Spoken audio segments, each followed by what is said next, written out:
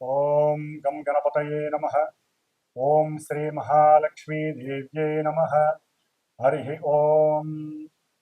ఓం సుముఖశ్చైకదంతశ్చ కపిలో గజకన్నికః లంబోదరశ్చ వికటో విఘ్నరాజో గణాధిపః धूमकेतुर्गणाध्यक्षो भालचन्द्रो गजाननः वक्रतुण्डः शूर्पकर्णो हेरम्बस्कन्दपूर्वजः षोडशैतानि नामानि यः पठेत् शृणुयादपि विद्यारम्भे विवाहे च प्रवेशे निर्गमे तदा संग्रामे सर्वकार्येषु विघ्नस्त्वस्य न जायते. श्रीमहागणाधिपतये नमः. ओम सक्तुमिवतितमुना पुनन्तो यत्र धीरा मनसा वाचमक्रत अत्र सखाय सख्यानि जानते भद्रैषां लक्ष्मीर्निहताधिवाचि. శ్రీ మహాలక్ష్మీ గణపతయే నమో నమః. వీక్షిస్తున్నటువంటి ప్రేక్షకులందరికీ కూడా ఈ సెప్టెంబర్ మాసంలో కాలగోచారం గనక చూసినట్లయితే మనకున్నటువంటి మేషాది మీనరాశి పర్యంతం 5వ రాశి అయినటువంటి సింహరాశిలో కేతువు యొక్క సంచారంతో పాటుగా ఈ నెల సెప్టెంబరు 15వ తేదీ నుండి అక్టోబర్ 9వ తేదీ వరకు భోగభాగ్య విలాస సౌఖ్యకారకుడైనటువంటి శుక్రుడు సింహరాశిలో తన యొక్క సంచారాన్ని జరగబోతున్నాడు. అంటే మనకి ఈ మేషాది 5వ రాశి అయినటువంటి సింహరాశిలో కేతువుతో పాటుగా ఆల్రెడీ మనకి కేతువు పూర్వ ఫల్గుని నక్షత్రం అంటే శుక్రుడి యొక్క నక్షత్రంలో తన యొక్క ప్రయాణాన్ని ఆచరిస్తూ ఇప్పుడు శుక్రుడు 15వ తేదీ నుండి అంటే సెప్టెంబర్ 15వ తేదీ నుండి సెప్టెంబరు 25వ తేదీ వరకు కూడా మఖా నక్షత్రములో అంటే శుక్రుడు కేతు నక్షత్రంలో కేతువు శుక్ర నక్షత్రంలో అంటే ఒకే రాశిలో ఈ శుక్రకేతువులు సంచరిస్తూ ఒకరి నక్షత్రంలో ఒకరు పరివర్తన యోగాన్ని చెంది ఆ అనుభవాలన్నీ కూడా అనుభవించేటటువంటి సిచ్యువేషన్స్ మిగతా రాశుల వారికి ఎలా ఉంటుందో మనం తెలుసుకోవాలి. ముఖ్యంగా ఈ కేతువు మోక్షానికి కారకత్వమైనటువంటి అఖండమైనటువంటి దివ్య జ్ఞానాన్ని మనకి కలుగజేస్తూ ఉంటాడు. అంటే భక్తి పారవస్యాన్ని, ఆధ్యాత్మిక విజ్ఞానాన్ని, అలాగే ఆ మోక్షం వైపు ఏ దారి ఉంటే ఆ దారిని మన వైపు తన యొక్క కిరణాల ద్వారా ఛాయ ద్వారా ప్రసరింపజేస్తూ ఉంటాడు. మరి ఆ కేతువు భోగకారకుడైనటువంటి సుఖమయకారకుడైనటువంటి ప్రాపంచిక లోకంలో అందరూ దాసోహం అయినటువంటి ఈ యొక్క ధనకారకుడైనటువంటి శుక్ర నక్షత్రంలో ప్రయాణాన్ని చేస్తూ వీటన్నిటికీ కారణభూతుడైనటువంటి కారకుడైనటువంటి సిగ్నిఫికేట్ చేసేటటువంటి శుక్రుడితో కలిసి ఇరువురు కూడా సింహరాశిలో ఉండటం కొన్ని రాశుల వారికి వైవిధ్యకరము, కొన్ని రాశుల వారికి అనుకూలత్వము. అసలు ఈ శుక్రకేతువులు, శుక్రుడనేటటువంటి వాడు భార్యాభర్తలకి సంబంధించి వివాహ యోగాన్ని, దాంపత్య సుఖానికి కారకుడు. ముఖ్యంగా పురుషుడికి ఈ శుక్రబలం అనేటటువంటిది చాలా విశేషప్రదము. మరి ఈ శుక్రుడు కేతువుతో కలవటం ద్వారా ఈ యొక్క 10 రోజులు 25 నుంచి సెప్టెంబరు 15 నుంచి 25 వరకు కూడా కొంత పురుషుల యొక్క మనస్తత్వాలు, వారు ఆచరించేటటువంటి విధి విధానాలు, వారు చూసేటటువంటి కాస్త దృష్టిలో లోపత్వము, అట్లాగే అవసరం లేనటువంటి ప్రాపంచిక విషయాల వైపు మొగ్గు చూపటము, కొన్ని కారణాల వల్ల అంటే వాళ్ళ యొక్క కుటుంబ కారణాల వల్ల కావచ్చు, ఆర్థిక ఇబ్బందుల వల్ల కావచ్చు, ప్రేమించుకున్న వాళ్ళైతే కనుక వారి యొక్క ప్రేమలో విఫలత్వం వలన కావచ్చు, సంతానహీనత వలన కావచ్చు, అట్లాగే పురుషులకి సంబంధించి మరి భోగత్వము, అట్లాగే వారికి సంబంధించినటువంటి సంతాన యోగ్యతకి శుక్రుడు వీర్యకారకుడు. కాబట్టి ఇలాంటి శుక్రుడు కేతువుతో కలవటం ద్వారా అందులో కూడా ఈ సెప్టెంబర్ 22వ తేదీ నుంచి అక్టోబర్ 2వ తేదీ వరకు మనకి దసరా దేవీ శరన్నవరాత్రి ఉత్సవాలు జరుగుతూ ఉండటం వలన వీరిరువురు కలిసి ఇక్కడ ఉండటం ద్వారా ఆధ్యాత్మికత శక్తి వెల్లువిరుస్తూ కాస్త ప్రాపంచిక ఈ విషయాల యందు కొంత ఆసక్తి తగ్గుతుంది, ఉన్నటువంటి అజ్ఞానం అనేటటువంటిది తొలగిపోయే అవకాశం ఉంటుంది.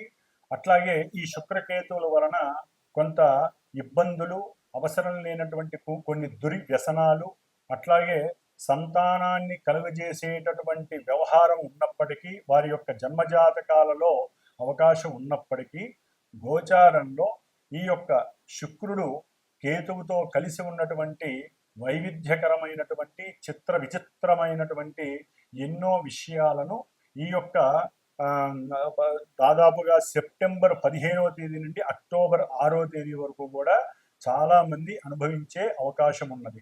కాబట్టి అందరూ కూడా సాధ్యమైనంత వరకు ఈ శుక్రకేతువుల దోష పరిహారార్థమై గణపతి ఆరాధన చెయ్యటము, గణపతి అష్టోత్తర పూజ, లక్ష్మీ గణపతి ఆరాధన, లక్ష్మీ గణపతి హోమము, అలాగే శుక్రుడికి సంబంధించినటువంటి ఆరాధ్య దేవత ఆ మహాతల్లి లక్ష్మీదేవి. కాబట్టి అష్టలక్ష్మి స్తోత్రాన్ని నిత్యము పారాయణ చేయండి, ధన రాబడి పెరుగుతుంది. అట్లాగే ముఖ్యంగా ఎవరైతే ఈ 11 రోజులు దేవీ శరన్నవరాత్రి ఉత్సవాలలో దుర్గాదేవి అనుగ్రహాన్ని కోరతారో వారికి మరి కేతువుతో కలిసి ఉన్నటువంటి శుక్రుడికి సప్తమంలో ఉన్నటువంటి రాహు యొక్క వేధ వలన ఈ శుక్రుడికి రాహుకేతువుల యొక్క దోషముతో స్త్రీ దోషము, శుక్రగ్రహణ దోషము కూడా ఏర్పడుతుంది.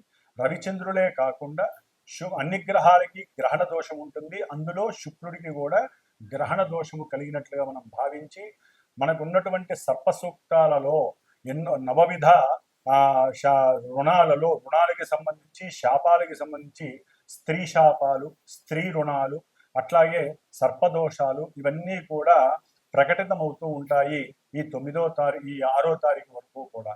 కాబట్టి సాధ్యమైనంత వరకు కూడా ప్రతి ఒక్కరూ దుర్గాదేవి ఆరాధనలు చెయ్యండి, అష్టలక్ష్మి స్తోత్రాన్ని చక్కగా చదవండి, అమ్మవారి యొక్క ధ్యానాన్ని చేయిస్తూ ఉండండి. గణపతి ఆరాధన వలన మీకు కలిగేటటువంటి పర ఆలోచనలు, పరమంత్ర, పరయంత్ర, పరతంత్ర దోషాలన్నీ కూడా తొలగిపోయి ఆ యొక్క ఇచ్ఛాశక్తి, జ్ఞానశక్తి, క్రియాశక్తి స్వరూపిణి అయినటువంటి మహాకాళి, మహాలక్ష్మి, మహాసరస్వతి త్రిశక్తి అయినటువంటి చండీ పరదేవత దుర్గాదేవి అనుగ్రహము, అందులో మహాలక్ష్మి అనుగ్రహం కలిగి చాలా చక్కటి వైవిధ్యకరమైనటువంటి ఎన్నో యోగాలు కనిపిస్తాయి. మరి స్వయంకృతాపరాధంతో చేసుకునే పాతకాలంలో చేసుకున్నటువంటి కొన్ని తప్పుల వలన ఇప్పుడు అవి శాపాలుగా మారి, రుణాలుగా మారి కొంత ఇబ్బందులు పడేటటువంటి పరిస్థితులు కూడా ఈ శుక్రగ్రహము, కేతుగ్రహము, రాహుగ్రహ వీక్షణ ఈ మూడిటి యొక్క స్థితి అంత యోగకరము కాదు. ప్రపంచంలో ఉన్నటువంటి కొంతమందికి కావచ్చు, లేకపోతే అందరికీ కావచ్చు, కాస్త ఈ గ్రహణ దోషాన్ని ఎదుర్కోవాలంటే శుక్రగ్రహ జపాన్ని, కేతుగ్రహ జపాన్ని, రాహుగ్రహ జపాన్ని లేదా సర్పసూక్త జపాన్ని ఈ విధంగా ఏదో ఒక హోమాలు, చండీ హోమాలను కానీ ఈ విధంగా ఆచరిస్తూ వారు తమకు కలిగేటటువంటి మానసిక వికారాలని దూరం చేసుకునేటటువంటి అవకాశము మనకి ఈ శుక్రగ్రహణ దోషం వల్ల కలుగుతోంది. కాబట్టి శుక్రగ్రహ, కేతుగ్రహ, రాహుగ్రహ దోష నివృత్తికై ఈ 3 గ్రహాలకి సంబంధించినటువంటి గణపతి, దుర్గాదేవి, లక్ష్మీదేవి యొక్క అష్టోత్తర శతనామాలు, ఈ గ్రహాలకు సంబంధించినటువంటి జపతపాదులు చేసుకుంటూ వారి యొక్క స్తోత్రాల్ని చక్కగా నిత్యం పఠిస్తూ ఆ దేవి అనుగ్రహం పొందటానికి పాత్రులుగండి. ముఖ్యంగా మనకి ఈ యొక్క 25 రోజుల్లో కూడా శుక్రగ్రహ దోష పరిహారార్థమై మేషరాశి పర్యంతం మీనరాశి వారికి ఏ రాశుల వారికి ఏ విధమైనటువంటి ఫలితాలు మనకి అన్వయిస్తాయో లఘువుగా తెలుసుకునే ప్రయత్నం చేద్దాం. ఓం శ్రీమాత్రే నమః. మీనరాశి వారికి ఈ నెల సెప్టెంబర్ 15వ తేదీ నుండి అక్టోబరు 9వ తేదీ వరకు కూడా మరి తృతీయ అష్టమాధిపతి అయి పాపి అయినటువంటి శుక్రుడు 6వ స్థానంలో ఉండటం అనేటటువంటిది కొంత అవయోగకరం. అందులో కేతువు 6లో ఉండటం వలన కొంత వీరికి లాభకరమైనప్పటికీ ఈ శుక్రుడితో కూడినటువంటి కేతువు వలన వీరు అనుకున్న ప్రతి కార్యాలయంలో సంకల్పము నెరవేరక మానసికంగా వీరు ఇబ్బందులు పడేటటువంటి పరిస్థితులు, తలిచిన ఏ కార్యక్రమము కూడా వీరికి వెసులుబాటు కాకపోవటము, అనుకున్నది జరగకపోవటము, వస్తుంది లేకపోతే బంధువుల నుంచి సహాయ సహకారాలు అందుతాయి అనుకున్నటువంటి విషయాలలో, భార్య వలన సహకారం అందుతుంది, భర్త వలన ధన సహకారం అందుతుంది అనుకున్నటువంటి విషయంలో, లేకపోతే ఎవరైనా ధనం ఇస్తారు, అప్పిస్తారు, అది వ్యాపార నిమిత్తం కానీ, ప్రయాణ నిమిత్తం కానీ, లేకపోతే కుటుంబంలో పోషణ నిమిత్తం కానీ ఎవరినో మీరు అడిగారు, సహకారం అడిగారు, వారు ఇస్తామన్నారు. కానీ దగ్గర దాకా వచ్చేసరికి మీరు ఫోన్ చేస్తే వారు ఏదో ఒక సాకు చెప్పి మీకు ఇవ్వకపోవటం, అంటే పనులలో మీరు అనుకున్నది జరగకపోవడానికి ఆటంకాలు కూడా ఈ శుక్రకేతువుల యొక్క కలయిక వలన కలుగుతున్నాయి.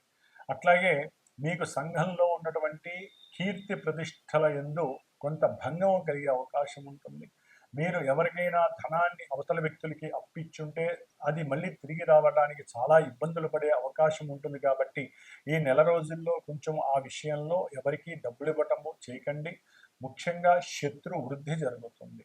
బంధుమిత్రాదులతో ఆకస్మికంగా ఏదో ఒక విషయార్థమై, అది ఉద్యోగ విషయంలో కావచ్చు, లేకపోతే జరిగిపోయినటువంటి కొన్ని ధనపరమైనటువంటి విషయాల్లో కావచ్చు, కోర్టు కేసుల్లో కావచ్చు, ఒక అమ్మాయి గురించి కావచ్చు, ప్రేమ వ్యవహారం గురించి కావచ్చు, భార్యాభర్తల మధ్య ఉన్నటువంటి అనుసంధాన విషయంలో బంధువుల మధ్యలో ఇరగటం వల్ల కావచ్చు, ఇట్లా ఏ రకమైనటువంటి విషయంలో, లేకపోతే ఈ విషయాలలో కొంత మీకు అపశృతి కలిగి బంధుమిత్రాదులతో వైఖరిలో లోపం కలుగుతుంది, విద్వేషము కలుగుతుంది, వారితో వైషమ్యకరమైనటువంటి భాష పరిభాష కూడా కలుగుతుంది. దానివల్ల లేనిపోని శత్రుత్వ వృద్ధి కలుగుతుంది. అట్లాగే రుణ వృద్ధి కలుగుతుంది. ఆరోగ్యము చెడిపోయే అవకాశం ఉంటుంది. ఇంత విషయాన్ని అంత విషయంగా, అంటే ఏదో చిన్న ఇబ్బందికరమైనటువంటి పరిస్థితి వచ్చిందనుకోండి, అది పెద్ద విషయం. ఇప్పుడు కడుపులో నొప్పి వస్తుంది వారికి. ఆ కడుపులో నొప్పి వచ్చినప్పుడు లోపల ఏదో జరిగిపోతుంది, ఏదో ఒక ఆర్గానిక్ లోపం కలిగిందనేటటువంటి ఒక భూతద్దంలో చూసి భయపడేటటువంటి అవకాశము కలుగుతుంది. ఒక్కోసారి అది విచిత్రంగా కూడా అనిపించే అవకాశం ఉంటుంది. అది యాక్చువల్లీ ఈ నెల రోజులు కొంచెం జాగ్రత్తగా ఉండాల్సినటువంటి అవసరం అయితే ఉన్నది. తొలగిపోయే అవకాశం కూడా వస్తుంది. అయితే మేము ముఖ్యంగా మీనరాశి వారికి ఆకస్మికంగా కుటుంబ విషయార్థమై బంధుమిత్రుల యొక్క పేరంటాలకో లేకపోతే వాళ్ళు పూజల నిమిత్తమై మిమ్మల్ని పిలవటము, అంటే లోపల కుళ్ళు కల్మషము కుతంత్రము పెట్టుకొని వాళ్ళు మీ యొక్క ధనాన్ని దెబ్బతీయడానికి, మీకున్నటువంటి ధన సముపార్జన అసలే చాలా కష్టంతో ఉండే పరిస్థితి, ఆ ధన సముపార్జనని కూడా వారు తొక్కివేయడానికి, మిమ్మల్ని ఇంకా అభాగ్యవంతులు చేయడానికి చేసే ప్రయత్నంలో మీకు ఫోన్లు చేయటము, మీరు తొందరగా రండి అని చెప్పి ఆకస్మికంగా రమ్మంటము, అక్కడికి వచ్చిన తర్వాత అవసరం లేని విషయాలన్నీ పైకి ఎత్తటము, దాని ద్వారా మీ మధ్య వైషమ్యం కలగటం, భార్యాభర్తల మధ్య కూడా చిచ్చు రాబడే అవకాశం ఉంటుంది. కొంతమందికి వ్యాపార వృత్తి విషయాలలో కోర్టు కేసుల ద్వారా వెళ్ళే అవకాశం ఉంటుంది. కాబట్టి జాగ్రత్తగా ఉండాల్సినటువంటి పరిస్థితి ముఖ్యంగా వీరికి ఉంటుంది. భార్యా బిడ్డల మూలకంగా వ్యయ ప్రయాసలు వీరిని ఒక తారాస్థాయికి తీసుకువెళ్తాయి. ముఖ్యంగా దగ్గర ప్రయాణాల యందు కొన్ని ప్రమాదాలు, ఆటంకాలు, విఘ్నాలు కలగడానికి అవకాశాలు ఎక్కువగా ఉన్నాయి. కొంచెము ధనము ఇష్టపడి ఖర్చు పెడతారు. అంటే ఏ సువర్ణ ఆభరణము లేకపోతే ఏ వెండి ఆభరణము కొనటానికి ధనాన్ని మీరు బ్యాంకింగ్ వ్యవస్థ నుంచి సహాయ రూపకంగానో లాకర్ నుంచో తీసుకొని వెళ్ళేటప్పుడు, లేదా మీకు ఆకస్మికంగా ఏదైనా లాభం కలుగుతుంది, ఎవరైనా ఇవ్వాల్సిన డబ్బులు ఇవ్వాల్సి వస్తే అవి ఇస్తారు, అవి తీసుకువెళ్ళేటప్పుడు కొంత చోరీలు జరిగే అవకాశం ఉంటుంది. అంటే మిమ్మల్ని ఒక భ్రాంతిలోకి తీసుకువెళ్ళి దాన్ని అపహరించేటటువంటి పరిస్థితి కలుగుతుంది. కాబట్టి కొంచెం జాగ్రత్తగా ఉండాల్సినటువంటి అవసరం ఉంది. అట్లాగే ఎవరైనా పెంపుడు జంతువులను కనుక పెంచుకున్నట్లయితే మీనరాశి వారికి ఆ పెంపుడు జంతువులకి విచిత్రకరమైనటువంటి కొన్ని అనారోగ్యాలు కలగటం ద్వారా అది మీ ఇంట్లో కూడా ఒక పెద్ద సమస్యగా మారుతుంది. ధనము పీడలాగా వెళ్ళిపోతుంది. అట్లాగే మీ ఇంట్లో కూడా ఆ యొక్క జంతువులకు వచ్చినటువంటి అనారోగ్యాలు మిమ్మల్ని ఇబ్బంది పెట్టే అవకాశం ఉంటుంది. కాబట్టి వాటి ద్వారా కూడా మీకు ధనము నష్టము కలగడానికి అవకాశం ఉంటుంది. కాబట్టి మీనరాశి వారు ఈ యొక్క శుక్రగ్రహ, కేతుగ్రహ, రాహుగ్రహ దోష పరిహారార్థమై తప్పనిసరిగా దుర్గాదేవి యొక్క అపరాజిత స్తోత్రాన్ని చదవండి. అట్లాగే దుర్గాదేవి అష్టోత్తరాన్ని, లేకపోతే గకార గణపతి యొక్క పూజని గరికతో చేయండి. తెల్ల పూలతో కానీ కుంకుమతో కానీ అమ్మవారి యొక్క అష్టోత్తరాన్ని నిత్యము చేయండి. నిత్యము 6 ఒత్తుల దీపారాధన చేసి ఆవునేతితో దీపారాధన చేసి మీ మనసులో ఉన్నటువంటి బాధలు, భయాలు, రోగాలు, ప్రమాదాలు నశించాలని ఆ అమ్మవారిని వేడుకోండి. తప్పనిసరిగా మీకు కలిగేటటువంటి విఘ్నాలన్నీ కూడా తొలగించే శక్తి గణపతికి, మీకు కలిగేటటువంటి లాభాలన్నీ ఇచ్చేటటువంటి శక్తి దుర్గామాతకి ఉంటుంది. కాబట్టి అష్టలక్ష్మి స్తోత్రాన్ని నిత్యము పఠించండి. అఖండమైనటువంటి ధనలాభాన్ని మీ ఇంట్లో చేర్చుకోండి. ఓం దుమ్ దుర్గాయే నమో నమః. మరి ఈ రాహుకేతువుల యొక్క కలయికతో కూడినటువంటి శుక్రగ్రహానికి దోషము తొలగించుకోవడానికి మరి ముఖ్యముగా ఈ శుక్ర నక్షత్రాలైనటువంటి భరణి, పూర్వఫల్గుని, పూర్వాషాఢ ఈ 3 నక్షత్రాలు శుక్రగ్రహానికి సంబంధించినవి. అట్లాగే వృషభ రాశి, తులారాశి ఈ 2 రాశులకి ఆధిపత్యము కూడా శుక్రుడే. కాబట్టి ఈ నక్షత్రాల వారు, ఈ రాశుల వారు, అట్లాగే రాహువుకి సంబంధించి, కేతువుకి సంబంధించి, అంటే ముఖ్యంగా మఖా నక్షత్రము, అశ్విని నక్షత్రము, మూలా నక్షత్రము ఈ నక్షత్ర జాతకులు, అలాగే ఆరుద్ర నక్షత్రము, స్వాతి నక్షత్రము, శతభిష నక్షత్రము ఇవి రాహు నక్షత్రాలు. ఈ నక్షత్రాల వారు ఎవరైతే వీళ్ళందరూ కూడా సాధ్యమైనంత వరకు మీరు అవకాశం ఉంటే దుర్గాదేవిని స్మృతించుకుంటూ ఉండండి. అట్లాగే మా యొక్క శ్రీమాత జ్యోతిషాలయ పీఠంలో ఈ 11 రోజులు కూడా విశేషముగా శుక్రగ్రహ దోష పరిహారార్థమై అన్యోన్య దాంపత్య సిద్ధికి, సత్సంతాన వృద్ధికి, అట్లాగే అఖండమైనటువంటి ధనప్రాప్తికి, కుటుంబ సౌఖ్యానికి, వివాహానికి సంబంధించి ఎవరైతే అనుకూలతగా ఉండి కూడా ఆటంకాలు ఏర్పడుతున్నాయో వారి గురించి, ముఖ్యంగా సత్సంతాన భాగ్యానికి, ముఖ్యంగా పురుషుల యొక్క సంరక్షణకి ఈ యొక్క అమ్మవారి అంటే దుర్గాదేవి అనుగ్రహం పొందుతూ విశేషముగా రుద్రాభిషేకము, అట్లాగే విశేషముగా ఈ 11 రోజులు కూడా శ్రీమాత ఆ లలితా పరమేశ్వరి అమ్మవారికి లలిత అష్టోత్తరము, త్రిశతి, అట్లాగే లలితా సహస్రనామాలతో కుంకుమార్చన చేస్తూ నిత్యము కూడా విశేషంగా పంచామృత అభిషేకాదులు పరమేశ్వరుడికి చేస్తూ ఒక్క దుర్గాష్టమి రోజున మాత్రము మా పీఠంలో చక్కగా ఆ చండీ హోమము చేయాలని నిశ్చయించుకున్నాం. కాబట్టి ఎవరైనా సరే ఆసక్తి ఉన్నటువంటి వారు ఎవరైనా సరే, ఎందుకంటే ఒక చండీ హోమం చేయాలంటే విశేషమైనటువంటి ద్రవ్యాలు, విశేషమైనటువంటి ధనము ఖర్చు పెట్టవలసి వస్తుంది. అది ఇండివిజువల్గా ఎవరికైనా జాతకాలలో ఉంటే వారి ఇళ్లలో చేసుకుంటే అంత ఖర్చు పెట్టుకోవచ్చు. కానీ సామాన్యులు సైతము ఇంత ఖర్చు పెట్టుకోలేనటువంటి వారు ఆ యోగాలని అవయోగాలని యోగాలుగా మార్చుకోవడానికి నేను చేసేటటువంటి ఈ చిన్న చిరు ప్రయత్నంలో ఎవరైనా సరే దూర ప్రాంతం వాళ్ళు కానీ దగ్గర వాళ్ళు కానీ ఈ యొక్క కార్యక్రమంలో పాల్గొనడానికి నన్ను సంప్రదించండి. ఈ యొక్క అమావాస్య లోపల ఎవరైతే గోత్రనామాలు ఇస్తారో వారందరివి కూడా చెప్పి 11 రోజుల తర్వాత నెక్స్ట్ వీక్ ఆ తర్వాత తదుపరి వారంలో వారందరికీ కూడా అమ్మవారికి చేసినటువంటి భస్మ, కుంకుమ, తిలక ప్రసాదము, కంకణ ప్రసాదము పంపించబడుతుంది. కాబట్టి అందరూ కూడా ఈ దుర్గాదేవికి చేసేటటువంటి లోక కళ్యాణము, జన కళ్యాణము కోసం చేసేటటువంటి ఈ కార్యక్రమంలో విధి విధానంగా పాల్గొని అందరూ కూడా సుభిక్షంగా ఉండాలని కోరుకుంటూ నేను చేసేటటువంటి ఈ ప్రయత్నంలో అందరూ భాగస్వాములు కావాలని ఆశిస్తూ ఓం శ్రీమాత్రే నమో నమః.